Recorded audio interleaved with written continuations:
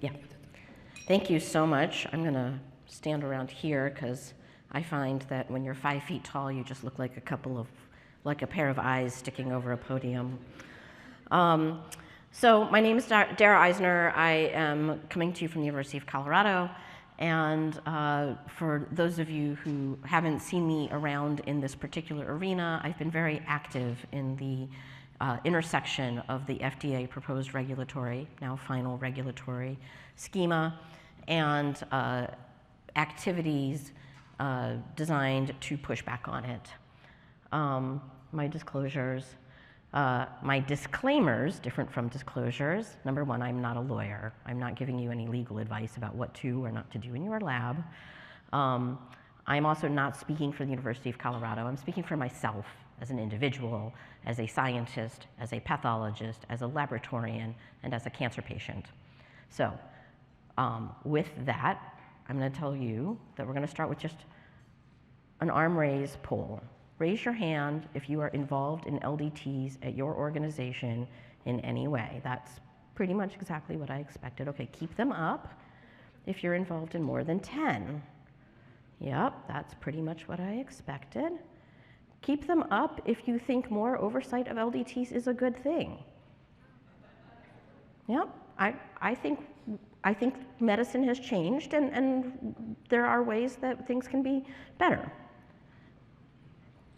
Keep your hand up if you think the previously proposed valid legislation is the way to achieve this. Oh, I'm so surprised. Okay, anybody want to shoot their hand back up to say that the way that the FDA proposed tackling this in the final rule recently is the way to do this? Oh, really, again, I'm very surprised. Okay, so in case you have been under a rock and you don't know what I'm talking about, in October of last year, the FDA issued a draft rule regarding oversight of LDTs. For those of you who've been in this space for a long time, you know that this is not a new thing. This has been an ongoing discussion and debate between the laboratory community and the FDA for a couple of decades. In this draft rule, the FDA asserted that the Food, Drug, and Cosmetic Act gave it jurisdiction over LDTs, and that jurisdiction was always there. And it issued the proclamation that LDTs are a medical device and are subject to medical device regulation. They gave us a 60-day comment period. There were actually many comments that were submitted that said, hey, please give us more than 60 days, please. This is kind of a big deal. That was not successful. There were over 6,000 submissions recorded, which for those of you who don't follow the Federal Register regularly, I'll tell you that's a lot. Okay, and May 6th, not long ago, the FDA published their final rule regarding the oversight of LDTs. Once again, they reasserted jurisdictional control and reaffirmed that they view LDTs as medical devices subject to regulation as devices. Okay, so this chart is directly from an FDA webinar. I'm not going to read it to you.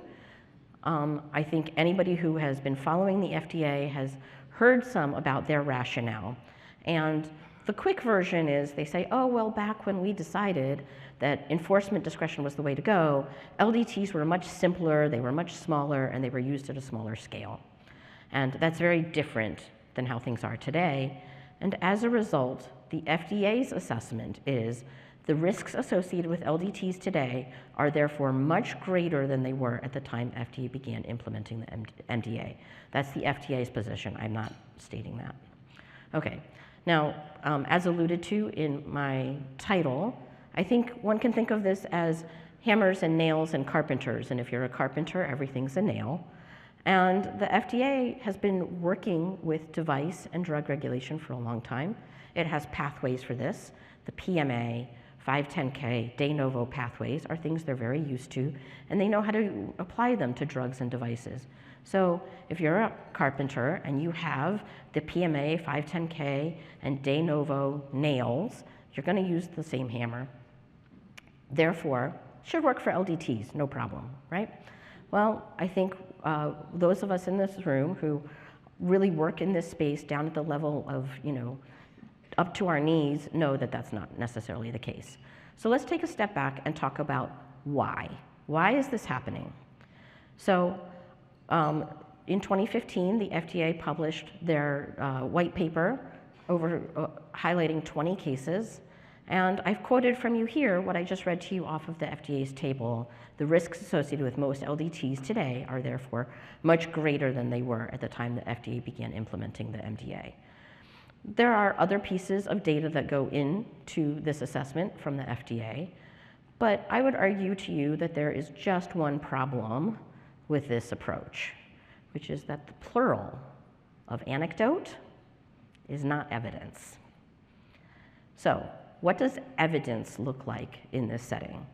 I'm going to propose a slightly different way to think about this than I think has been shown before, but this is just sort of a back of the envelope way to think about it in a room full of people who understand this stuff, right? I would never take this approach and show it to people on the Hill, but for this audience, I think this will work. So we all know this 2x2 table: sensitivity, specificity, NPV, PPV, right? To arrive at these numbers, you have to know all of your values. You have to know how many tests were done, how many were true positives, false positives, etc. So we think about this on a test-by-test basis. For my one test, what does this set of calculations look like? Let's for a moment imagine we wanted to do this for LDTs as a whole. We would want to take the cumulative total of all of these green good, right? True positives, true negatives, and all of these bads, right? False positives, false negatives, and know what those values are. And if we can assign an A, B, C, and D, we can say, aha, we can call an analytical error rate all the things that are bad, the reds, over the whole total, right? Here's the problem.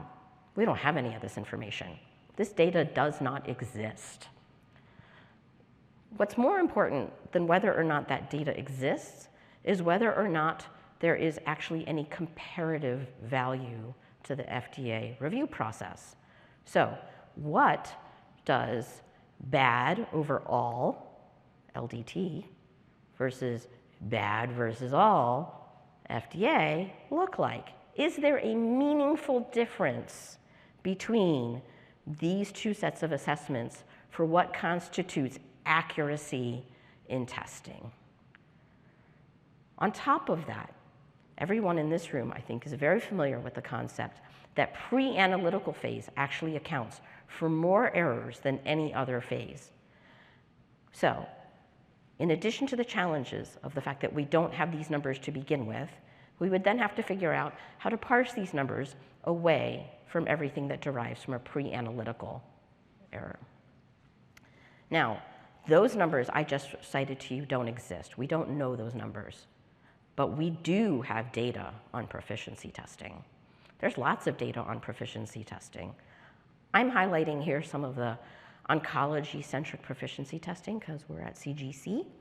But proficiency testing spans all of the areas, and there's really good data. Now, this is from Annette Kim. And if you look at CAP-PT data, this is from two really nice papers I recommend if you haven't seen them before. The difference in KRAS is not significant, right? The detection rate for KRAS mutation is essentially the same if it's an FDA approved cleared versus an LDT. For EGFR, there's actually an advantage to FDA cleared assays. It all comes down to one specific variant, and that actually got better over time. But at the moment in time when this testing was analyzed, there was actually a slight benefit on the FDA cleared assays for EGFR mutation detection. For BRAF, there is a marked benefit for LDTs.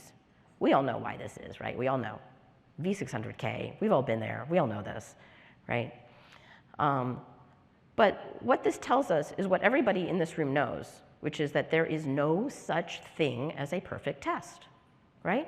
Every test has its limitations. So I would ask you, take a step back and ask yourself, is what we're dealing with here a scientific problem, or is what we're dealing with here a PR problem? Now, I don't want to diminish the underlying issues that lead to articles like the ones I've highlighted here and many others in the press.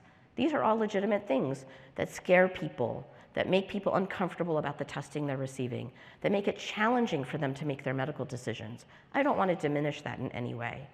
But I do want to remind everybody that it's very hard to message all of the high quality, accurate testing that's going on. Headline grabbing things like these examples are stories that are important, but they are almost always issues that FDA pre-market review would not alleviate. Test interpretation by professionals. Will an FDA review process change how a patient's treating physician interprets a test? That only happens if we become very constrained in terms of what we can put on a report. Screening versus diagnostic testing modalities, that's the whole basis of this expose about prenatal testing, is physicians not understanding Bayesian theorem, physicians not understanding the difference between a screening and a diagnostic test. Pre-analytic errors. No FDA review process is going to fix pre-analytic errors. Adherence to CLIA requirements. This last article I cited here is really about a laboratory that was not adhering to the regulations regarding CLIA. I'll go back to my little formula here, right? Bad overall. And when we think about this through the lens of a PR issue, it's those things at the top of this equation that get the attention.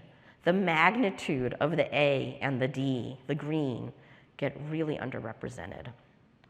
Okay, this is a big, busy slide.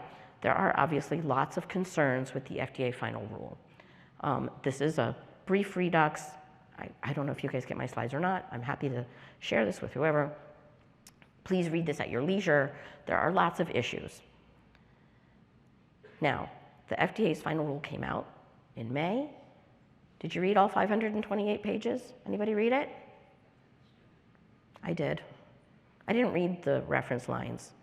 It's a lot to unpack. There's 8 pages of front matter, blah, blah, blah. This is why we did this.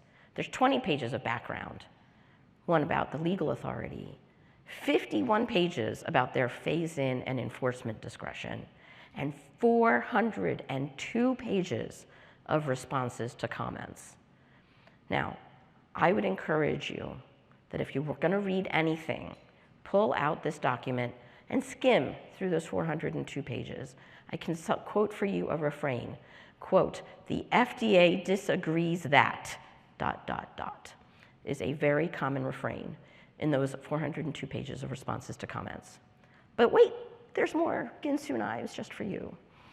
In addition to this 528-page document, there's also the FRIA, the Federal Regulatory Impact Analysis, the final regulatory impact analysis. It's 178 additional pages, including 23 pages of more responses to comments and many, many, many pages of economic analysis. This is approximately what the FDA puts together for economic impact analysis. This is just one example of their tables. There's dozens of them. So for any individual economic question in this analysis, they have a primary estimate, a low estimate, and a high estimate. To come to these estimates, every calculation is based on a set of assumptions. It might be assumptions about the error rate, the diagnostic harm rate, the allocations of cost, the risk classification. Whatever it is, there are assumptions that go into those calculations. I would argue that many of the assumptions that the FDA made in this economic impact analysis are fundamentally flawed. Ultimately, based on their economic impact analysis, the FDA has come up with these assessments for what they think it will cost a lab to submit A1 PMA or 510K. That's a lot of money for one test. Now, in the 6,707 documents on the docket, many of them are form letters. For those of you who don't know, when the FDA gets form letters, when anything in the federal docket gets a form letter, they actually all get compressed and they only count as one. Many of them, though, are unique, and I would highly encourage anybody who wants to dive in further to pull the comments from Invitae, because Invitae had just finished submitting for an FDA approval for its test at the time the rule was proposed. And they put together this very lovely chart, and I think it's really illuminating, Because what it shows you is in the second column what the FDA's estimate was for how long a particular activity related to its proposed rule would take. And in the third column is Invitae's actual experience with how long it took. So this is all real-world data to suggest to us that the FDA is vastly underestimating what it will take from us. I would argue to you that is in part because we speak different languages, right? We're laboratorians. We think in the day-to-day of working in a lab. We're not regulatory specialists. It is truly a different language. Okay, now here's the big question everyone wants to know. What's gonna happen, right? Does anybody have a crystal ball? I sure don't. So first of all, I would say it's unclear whether the FDA the rule will proceed as it is. Number one, court challenge. Court challenges, TBD. So as I think everybody probably knows, ACLA filed lawsuit challenging this at the end of May. It challenges FDA's statutory authority to regulate LDTs. Likely there will be amicus briefs from professional societies and others. Will there be other lawsuits? I don't know. There's a document deadline coming down the pike for the ACLA lawsuit. So any organization that's trying to sort of get into that same timeline is going to need to do its thing fast. This quote from AMP, quote, keeping all of its legal options open, did come from Annie Scrimenti at AMP. Many of you also know about the late June Supreme Court ruling in the Chevron defense, which basically says that federal agencies cannot infer power to regulate things that don't have explicit mandates from Congress. In addition to all of these questions about the courts, we expect there to be some congressional action. A resurrection of valid, other approaches. I will be talking more about that in a moment. Now, one of the things to note is that change is a constant here. Part of the reason, I was joking with the conference organizers that I was a real pain in the because I refused to get my slides in because things are changing all the time, minute by minute, day by day. So here we have an announcement. This is in the time frame between the proposed rule and the publication of the final rule. And January 31st, they say, hey, CDRH is going to go through a process where we can look to down-classify. That sounds like really good news for us, right? Maybe some of the tests that we rely on for our patients will become down-classified, lowering the bar for what would be expected for us. Okay, but turns out that the very next day, at a Friends of Cancer Research symposium, a panel discussion with an FDA official, it was stated that less than 50% of tests would be eligible for reclassification, and many oncology tests would not be eligible. So that little beacon of hope, I think, has been squashed. Change is constant. There has been a resolution proposed to tell the FDA to suspend the rule. This is called a continuing resolution. I'll tell you, it's unlikely to get passed. So it's not going to be a thing, more than likely. But it does signal to you the extent to which there are legislators who are very unhappy with how the FDA has gone about this. Shortly thereafter, Jeff Shuren, who has been the head of CDRH for 15 years, announced his retirement. Now, in the 15-ish years I've been working in this particular space, I will tell you that 3 of the FDA officials who have been the biggest champions of this concept have all moved away from the FDA. Alberto Gutierrez, he retired a few years ago. Tim Stenzel retired last year, and now Jeff Shuren. So they just issued a final rule, but the people who were the most ardent about it, as far as I know, are moving on to other stages in their lives. And so the mantle is being left to others to enforce. Expect other significant changes to happen along the way. Change is constant. Okay, so I'm going to do a brief tangent into what you need to think about now. This isn't really the focus of my talk, though, because there's lots of really good resources for this. There's AMP webinars, there's ARUP webinars, there's FDA webinars. They're all available to you. You can go open them up and watch them anytime. For tests that you have in your laboratories, there are 2 deadlines coming up in the next 2 years you should know about. Phase 1, deadline is May 6, 2025. That's 1 year after the final rule went into effect. Phase 2 is 1 year after that. These are MDR, correction, removal, and reporting, and the second is registration, listing, and labeling. So these are things you need to think about. There are other things you need to think about, but like I said, there are many other resources for this. So we've talked about, very briefly, what if the final rule stands? You've got some homework to do. What if the final rule does not stand? I would actually argue to you, whether the final rule stands or not, there will be renewed congressional efforts around this space. Is it going to happen this year? Maybe, maybe not. It's unlikely, I would say, that this particular topic will gain enough momentum in the current Congress to go anywhere, but expect it to be picked up in the next Congress. So, a resurgence of the VALID Act, new proposals coming to the fore. Many groups are involved in discussions with legislators, including debate on what agency should this rest with? FDA, CLIA, where does that go? If some portion or all of it rests with CLIA, what does that updated oversight via CLIA look like? What type of exemptions should be considered? These are all things that are actively being discussed on the Hill at this point. Now what? Okay, we're all in limbo. What do we do now? Well, as I've mentioned, legal action is the only likely route for the final rule to be stopped in the immediate future. But, like I said, congressional interest in addressing these issues remains. So, this means we need a seat, or preferably many seats, at the table. Luckily, we have seats at the table, right? We have professional societies. AMP is at the table. Many other organizations are at the table.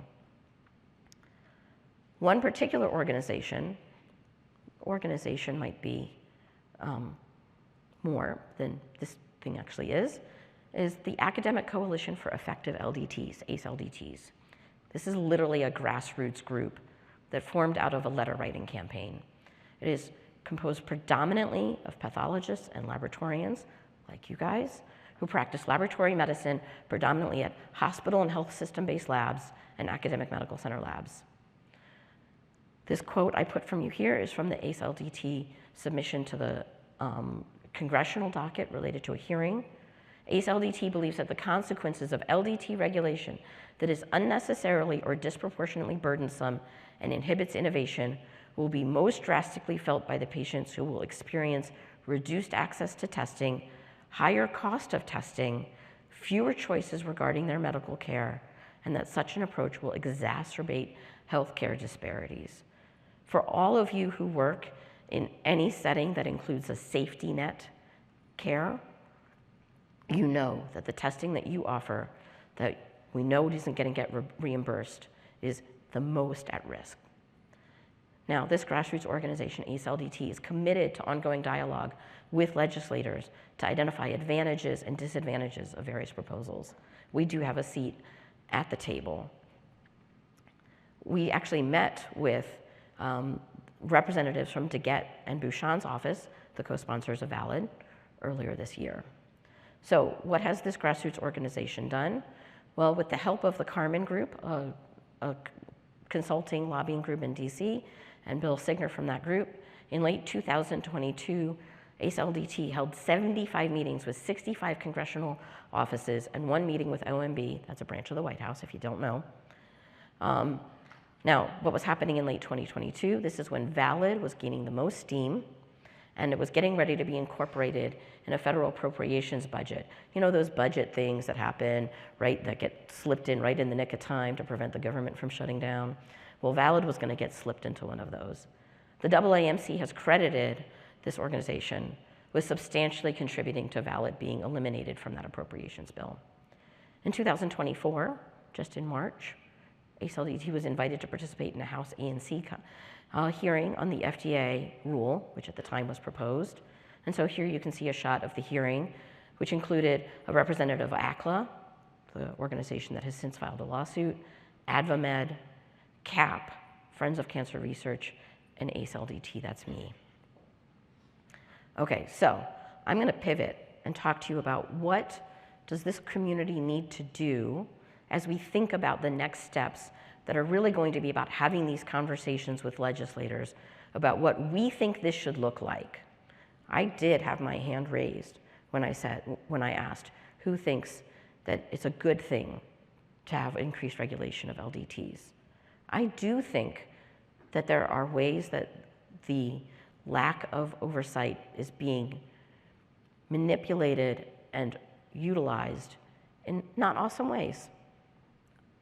I think there's room for improvement. I don't think that improvement comes in the form of what's been proposed. So this is an opportunity for us to influence the decision makers in what happens next. So I'll start with AMP. AMP has proposed a CLIA modernization approach. The premise here is that we are all very familiar with CLIA, and it allows an existing infrastructure to update the rules to be more consistent with the laboratory practice of today rather than the laboratory practice of 1988. I happen to think this is an excellent idea. I think many people do. It would not put the power for this in the hands of the FDA, but it would ask CLIA to really update the rules from the 1988 status quo.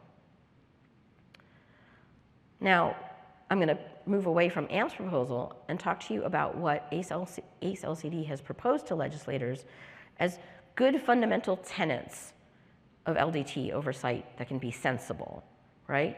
So here are the tenets, and I encourage, throw ideas out there. What does this need to look like?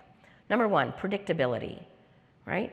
If I get an FDA officer who is reviewing my tests and I get a list of assignments of things they need me to do, okay, I can deal with that. But if what I'm asked to do is going to be 100% dependent on who I get assigned, that is not a predictable process. We need predictability. We need checklists. This is what you're expected to do to get approval if you have done these things. The subjective assessment of an official is not a predictable process. And right now, the bar for, yes, this LDT has met what needs to happen to be considered okay, is a subjective process. So here we're substituting subjective assessment of one person for the subjective assessment of another person. I would argue that one of the major tenets is that there should be oversight of the oversight. And I'll give the analogy to drug approvals in the FDA process. Now, whether or not this type of process happens in FDA, in CLIA, in some other agency, no matter where it is, there should be oversight of this. And much as the FDA drug approval process has an advisory board, an advisory council that helps them make decisions, yes, this drug should be approved, yes, the data is strong enough, there should be an oversight group that similarly helps to shepherd whatever federal agency takes this on with important decisions. Things like classifying risk, things like arbiters for denials. One of the major things that I really believe in very strongly is that we should be identifying all opportunities for risk mitigation and down classification. You can think of some criteria that would make for pretty rational ways to say, oh, well, if you meet these criteria, then clearly there are good risk mitigation measures in place. For me, the number one of these is proficiency testing, right? Proficiency testing is a very powerful tool. I personally think that the availability of proficiency testing should automatically downgrade what we think of as the risk of a test. But there are other things that we can put into this mix. An analyte with extensively published clinical utility. Does anybody here doubt the clinical utility of FLT3 or BRAF or EGFR? Test procedures developed using established methods. Developed and deployed within a healthcare system. These are all things that mitigate risk. Now, I want to talk to you briefly about proficiency testing. If you go into those 402 pages of responses from the FDA does not agree that proficiency testing is a significant risk mitigator. They stated that they disagree that proficiency testing provides sufficient regulation. Their major arguments for this stance were that it only applies by statute to, quote, regulated analytes. That's a list of analytes that are required to undergo proficiency testing, and that list does not include any genetic markers. that sample swaps as a basis for alternative PT when no formal PT exists is not a sufficient bar. And the ability of labs to continue testing even after a PT fail all point to PT being an insufficient safeguard. Here's what I would argue to you. Every single one of those concerns can be addressed through a modernization of CLIA. You don't like the fact that no genetic markers are in your list of regulated analytes? Update the list of regulated analytes. You don't like the fact that it's too subjective that somebody can decide that I did 2 sample swaps and not 7 sample swaps? Create criteria for it. You don't like the fact that you can have a PT fail and keep your test on the market? Change the standards. These are all things that can be addressed. Okay, back to tenets of sensible LDT oversights. One of the things that I know I'm preaching to the choir here is the flexibility to adapt to new medical and scientific information and/or address needs not included in IVD kits is of paramount importance for those of us who run labs. New and emerging information at the cutting edge of medicine, alternate specimen types, marginal samples, all things that we deal with every day because, you know, I have a marginal sample. Am I going to reject it or am I going to try it? And if we get something that's useful for the patient, pardon me, if we get something useful for the patient, we have avoided them needing a rebiopsy and a delay of their care. This is part of our ability to layer our decision making on what can work, what might work, what's worth a shot. There's lots of examples, right? I'm sure anybody here could rattle off 2 or 3 examples without thinking too hard. I'll give you one. So, UBA1 mutations and VEXAS syndrome. This is a pretty new thing, right? October 2020, this New England Journal paper comes out, somatic mutations and this new syndrome. How long did it take for tests to be available? 6 months. 6 months. Now, that is not a time frame that would happen with an FDA review paradigm. Now that we're several years in to this testing, there's experience with this testing. Another paper from January 2023 looked much more broadly, and it seems like, oh wow, the prevalence of this might be higher than we think. Oh wow, there might be women who are affected even though this is on the X chromosome. What's going on? Laboratories are increasingly recognize the need to offer UBA1 testing and to add it to their myeloid neoplasm workups, right? Now, if you're running an NGS test and you want to add that gene, you have the expertise to do that, and you can do that in a way that revalidates the test, all of the things we need to do for safety, efficacy, accuracy, and we can help patients, right? That's ultimately what we all care about here, is making sure patients are getting the best information. I had fun last night looking through the abstracts here. I would say that this is just a smattering. There are plenty of abstracts from this meeting that reinforce this abundantly, taking what we know now, taking the technology at our disposal now, and stretching it to move science, to move medicine, to move diagnostic medicine forward. Tenets of sensible LDT oversight include cost caps, $4.3 million for a PMA, hundreds of thousands of dollars for a 510K. Now, if you're a venture capital driven laboratory and you're putting all of your eggs in one test basket and you've built your venture capital budget to account for all of these submission costs, that's awesome. I think that's a smart and strategic business move. If you're a laboratory that's operating in a healthcare system and you have hundreds of LDTs on your menu, those are the organizations that are the most disproportionately affected by these rules. These are also the same laboratories that serve local populations, underserved populations, and ensure rapid testing for clinically urgent scenarios. Now, one of the things that I find very confusing about the rule that was published in May is it talks about a test being marketed. Marketed, I'm using air quotes for marketed. That's because I don't know what is meant by marketed. as an academician, as an academic laboratory? Is that the date I signed off on my validation paperwork?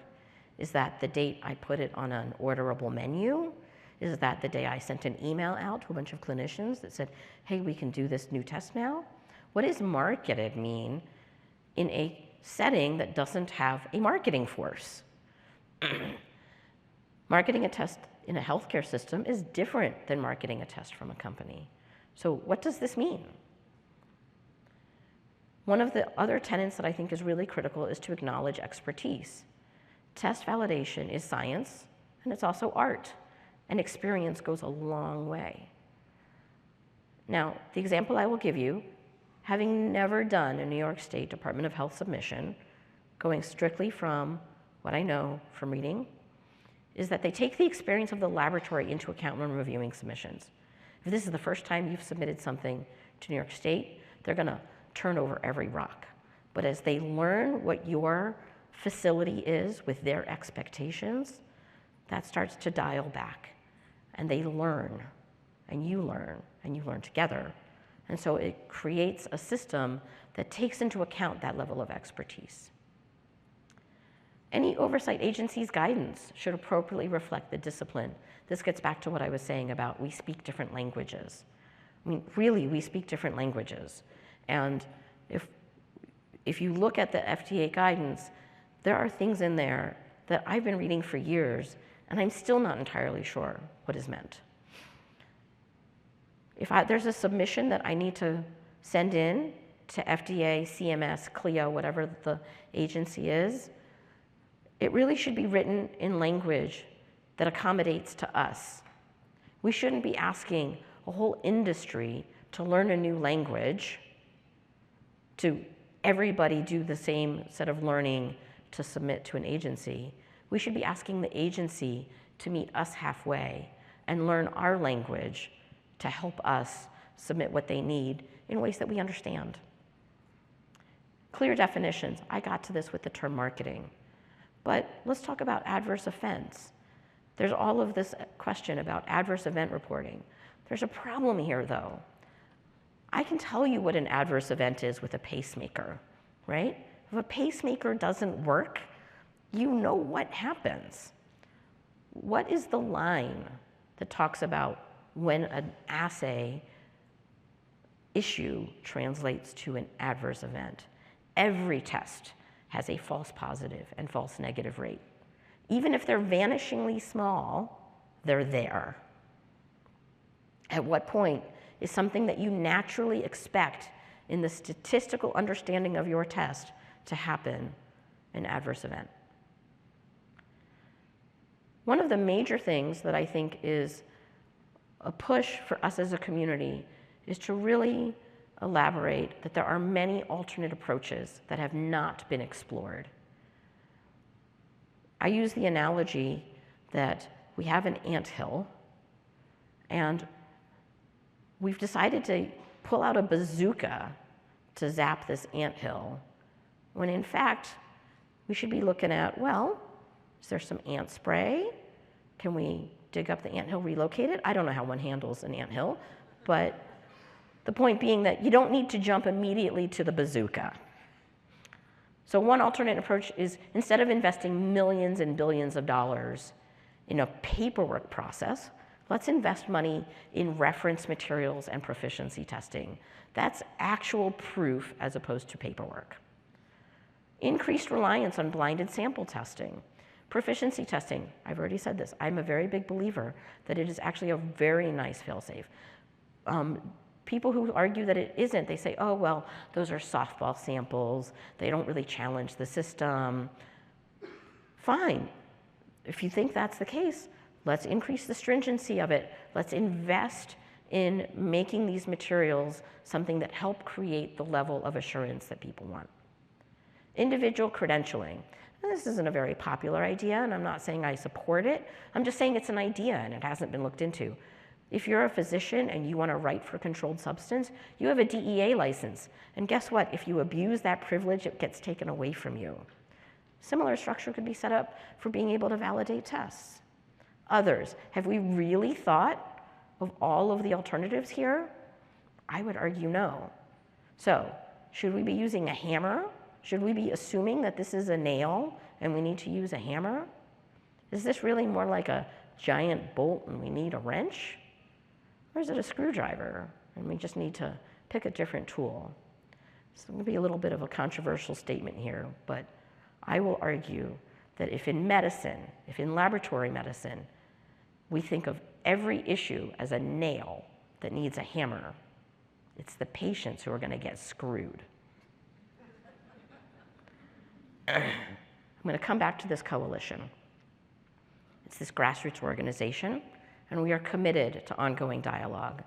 We are seeking additional members. What does being a member in this group mean? We want people from health system-based laboratories to sign up. Unfortunately, non-governmental, non-public health, because those sectors have lobbying restrictions. It means that you will have the option to become an automatic signer of letters from this grassroots organization. And you may be asked to meet with congressional offices in your jurisdiction. Remember, I told you about 75 meetings with 65 congressional offices. Those make a huge difference. And when these discussions come to the fore again, which they will, we need people who are knowledgeable about this, who are passionate about this, and who are geographically in all parts of the country, so we can really engage our members of Congress and their legislative assistants. So here you go. Grab a snapshot of that QR code, or go to this SurveyMonkey if you would like to sign up to be part of this coalition, particularly because when this does come to the fore again, we want people who are going to be willing to meet with their congressional representatives to talk about these tenets of sensible LDT oversight. I'm not opposed to LDT oversight. I sincerely hope that many of you in the audience are not. I'm not opposed to this at all. What I am opposed to is a system that throws the baby out with the bathwater. We need a system that can work with us, not against us. So please sign up, and we'll get you fun opportunities to meet with your legislative offices with the help of the Carmen Group. And thank you for the opportunity to talk with you today.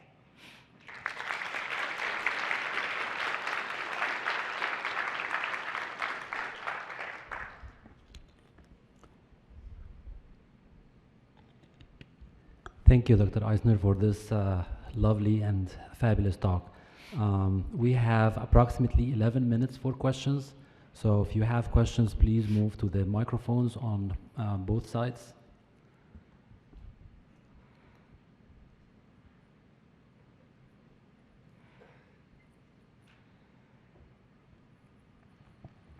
Thank you, Dara. Excellent. I have several questions. In your call for ACELT members, I come from an academic hospital system. Can we also make that available to all our laboratory directors to join? Absolutely, and please do.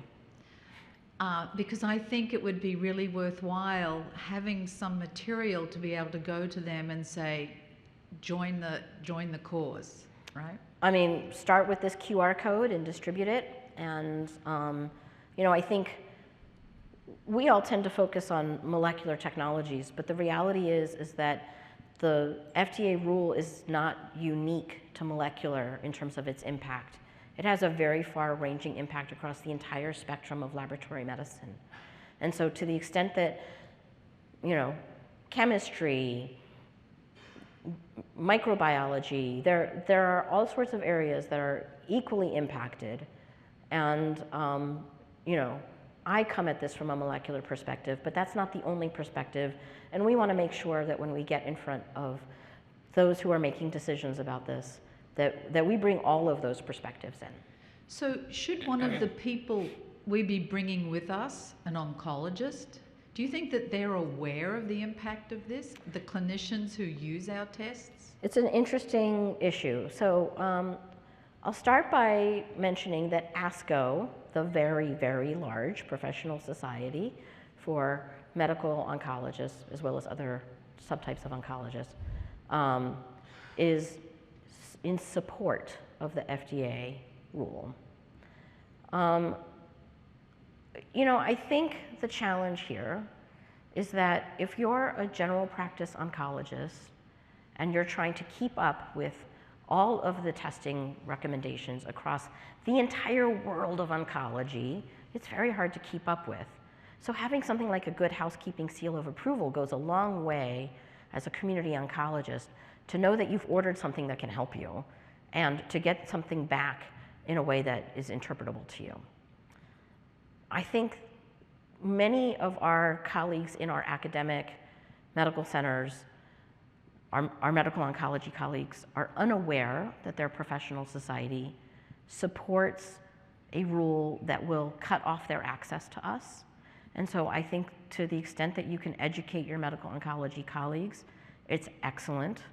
I think to the extent that they can be brought in to those discussions, it's well worthwhile. And I think to the extent that they can continue to raise their voices to ASCO, I think it's important. Thank you, Jane. Great questions. Hi, thanks for that talk. I guess I'm just trying to wrap my head around all of this, and obviously I'm very against all of the FDA, you know, overstepping, or however you want to put it, but I guess I'm also trying to see where they're coming from. Like what part of testing are they trying to stamp out? Does it, like testing that's going on outside of accredited laboratories? Do they just want more centralization of all the testing? Do they just think they can't like figure out what's going on with all the different centers doing things? So I just wanted your insight on that. Thank you. Absolutely. You know, I think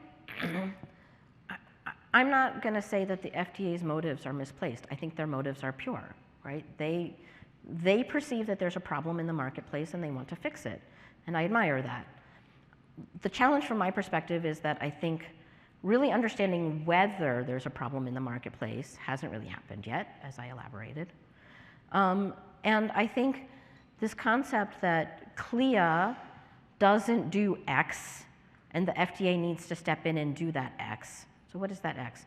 They're saying that the regulations around CLIA don't cover analytical and clinical validity. You know, I don't know that I agree that that's true, right? We all know that in CLIA we are all obligated to ensure the analytical and clinical validity of testing we offer.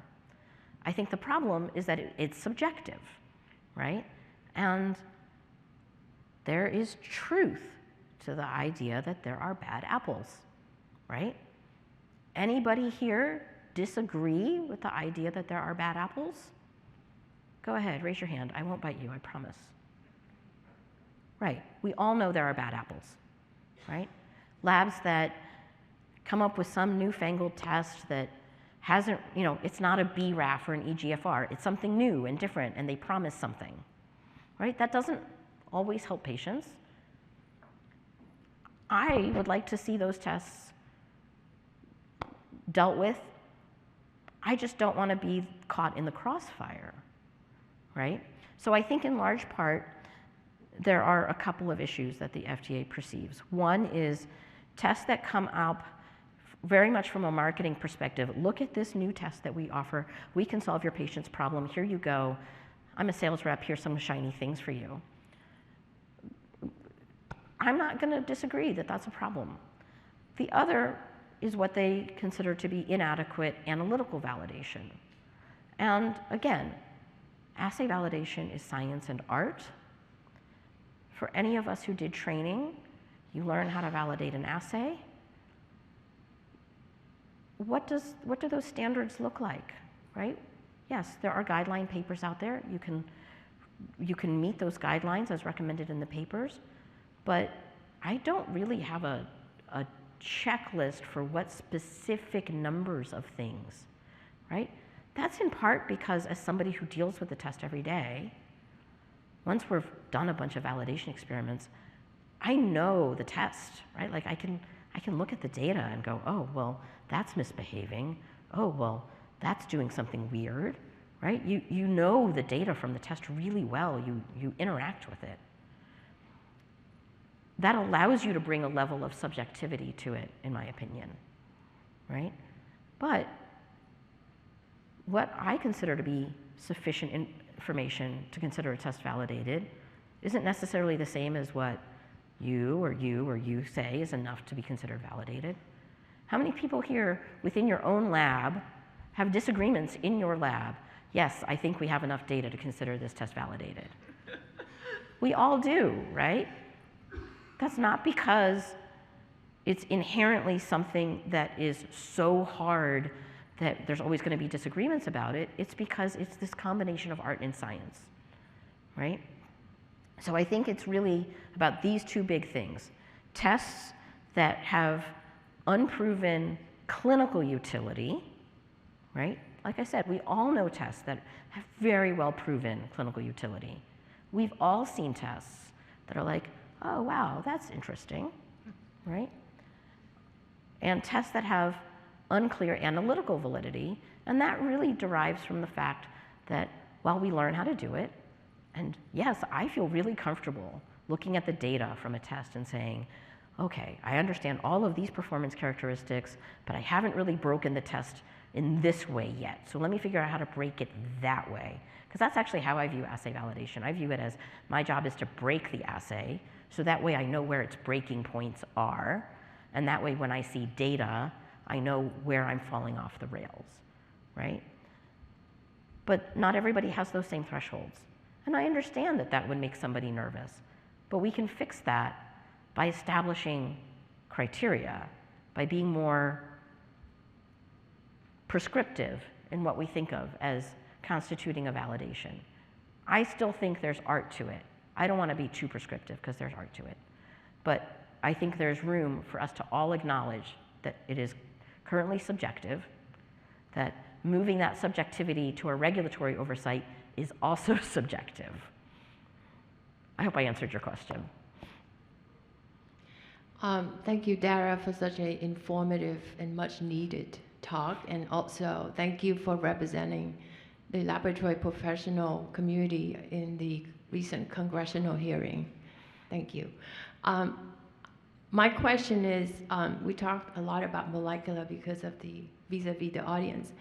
I'm also a practicing anatomic pathologist, particularly in dermatopathology. And we use immunostains, and we use direct immunofluorescent stains.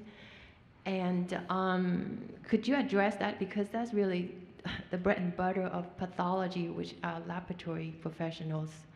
So how would that affect NDT's ruling? I think that there's very much slippery slope stuff happening here, right?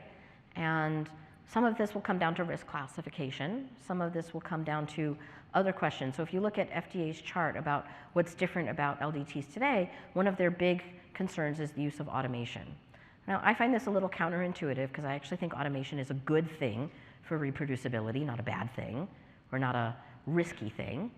But one of the big things in anatomic pathology is that immunohistochemistry has migrated largely from use a rice cooker and a microwave to do antigen retrieval by hand to an automated process using large automated equipment. And so I do think that there is lots of risk in anatomic pathology around IHCEs, around immunofluorescence. I don't think it's necessarily what the FDA would focus on first. I suspect that they would continue to exercise significant enforcement discretion on this. But I also think that this is a very slippery slope and it would open the door. And I think we've already seen this in some regards in the sense that we talk about things like PD-L1, HER2, MSI, immunohistochemistry, ER, PR. These are all immunohistochemistry tests that have some levels of regulatory imprimatur on them.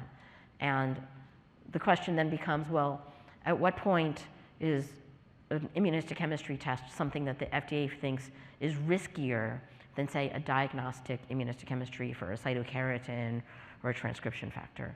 And I mean, I think it's a risk to basically all lab testing, including AP, including non-molecular, including things in chemistry, including things in microbiology, including non-molecular microbiology. So Thank you again for the opportunity. I will be here for most of the morning. Please come find me if you have questions. And please sign up for our mailing list. Thank you. Thank you, Dr. Aisner.